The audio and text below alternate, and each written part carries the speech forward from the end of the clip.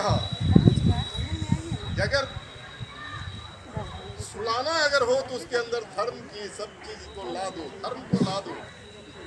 जनता को सुलाने की सबसे बड़ी औषधि धर्म होता है, उसका प्रवेश कर दो तो निश्चित तौर पर जो है वो अपने सवाल को भूल जाएगा। और उनके अंदर अगर जातिवाद को ला दीजिए तब तो एक कदम भी चलना मुश्किल हो जाता है।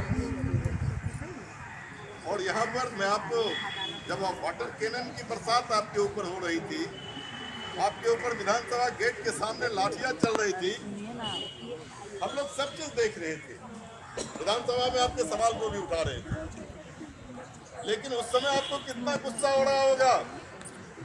आप साड़ी के एक फूट को बांध रहे होइएगा कि मैं कसम खाती हूँ कि आगे जो चुनाव आएगा तो पूरी तौर पर इसको नेस्तनाबूद कर देंगे, इसको सबक सिखा देंगे।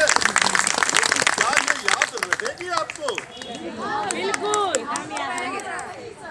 मैं ये कह रहा हूँ कि याद तो रहेगी, लेकिन आपके याद को भी भटकाने की बहुत कोशिश होगी। आपको बताया जाएगा कि अभी सवाल आंगनबाड़ी का नहीं है, अभी सवाल अयोध्या में मंदिर वही थे इसीलिए बना है।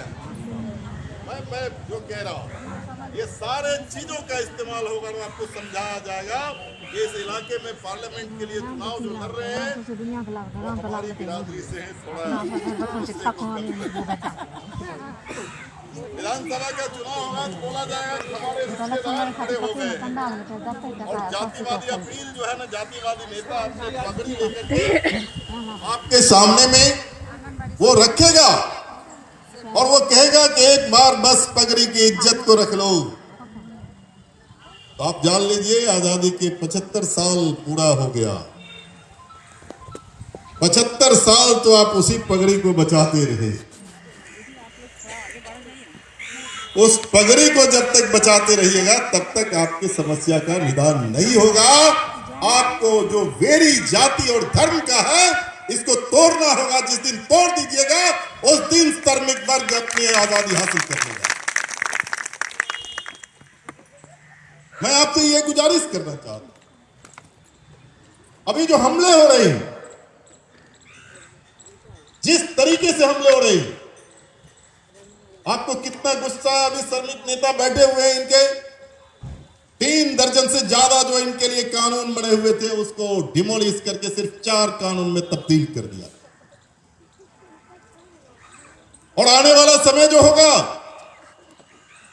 जो सामने चुनाव होना है, 24 के चुनाव के बाद आपको जो देश की आजादी के बाद तो सिर्फ राजनीतिक आजादी मिली, आर्थिक आजादी नहीं मिली। आर्थिक आजादी के लिए हम लोग संघर्ष कर रहे हैं और ये जो राजनीतिक आजादी मिली, जिसमें हमें अभिव्यक्ति की आजादी है, हमें संगठनों की आजादी है, हमें अपनी आवाज को उठाने की आजादी है, वो सब के सब इस चुनाव के बाद छीन लिए जाएंगे। आज का अखबार आप लोग पढ़े होंगे, संघर्ष के ऊपर हमले हो रहे हैं। उसमें दिया है कि संघर्ष के दौरान अगर कोई काम बाधित होता है, सरकारी काम, तो हर्जाना आपसे वसूला जाएगा। रोड पर अगर आप संघर्ष कर रहे हैं, उससे कोई नुकसान होता है, वो आपसे वसूला जाएगा। आपके ऊपर मुकदमे होंगे। मतलब क्या है? मतलब है कि आप अगर नहीं सचेत हुए तो जो दिल्ली में बैठी हुई आरएसएस नीति की सरकार है, वो सरकार चुनाव के बाद इस संविधान को, जिस संविधान ने हमको संघर्ष का अधिकार दिया, राजनीति का अधिकार दिया, बराबरी का अधिकार दिया, अभी वो कॉमरेड, महिला कॉमरेड बोल के गई कि महिला के पास कुछ नहीं है, उनके नाम से ना जमीन है, ना उनके नाम से पैतृक संपत्ति में हक होता। ये वो बोल के गई, सही। तो जो आप आज मांग रहे हैं वो सब चीज आने वाले समय में जो सरकार आएगी तो आरएसएस की साफ समझ है कि मैं इस संविधान को नहीं मानता। ये पता है ना आप लोगों को। जब 26 जनवरी 1950 को भारत के संविधान, जिस संविधान को बाबा साहब भीमराव अंबेडकर ने लिखा, उसमें उनकी बड़ी भूमिका है, जिसने औरत और मर्द को बराबरी का दर्जा दिया, जिसने ऊंची जाति और निम्न जाति को बराबरी का दर्जा दिया, जिसने सभी धर्म को बराबरी का दर्जा दिया, उस संविधान को तोड़ने के लिए तो अपने स्थापना काल 1925 में उसने कहा था कि हम इसको नहीं मानेंगे, मतलब हिंदू राष्ट्र घोषित करेंगे। और 26 जनवरी 1950 को जिस दिन पार्लियामेंट में वेलकम हो रहा था, उस दिन वो नागपुर में उस संविधान को जला करके वो कहा कि जिस दिन 100 साल हमारा पूरा होगा स्थापना का, उस दिन इस संविधान को हम बदल देंगे। उसके 100 साल का पूरा हो रहा है, इसी 24 में उसका 100 साल पूरा हो रहा है। और इसीलिए वो आज जो कह रहे हैं कि वो बदल देगा, संविधान को तोड़ देगा, इसकी कोशिश वो 19 के चुनाव में जीतने के बाद ही शुरू किया।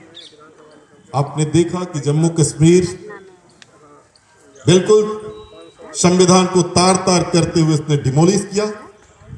उसके बाद आपने देखा कि किसानों के लिए संघर्ष, वो 3 कानून जो लाए, उसके लिए जो संविधान में व्याख्या की हुई है कि पार्लियामेंट में बहस होगा, बिना बहस का कोई बिल पास नहीं हो सकता, वो 3 मिनट में सभी पास कर दिया। उससे पहले आपने देश में नागरिकता के लिए जो कानून बना हुआ था कि इस देश में नागरिकता के लिए कानून में किसी धर्म की चर्चा नहीं है,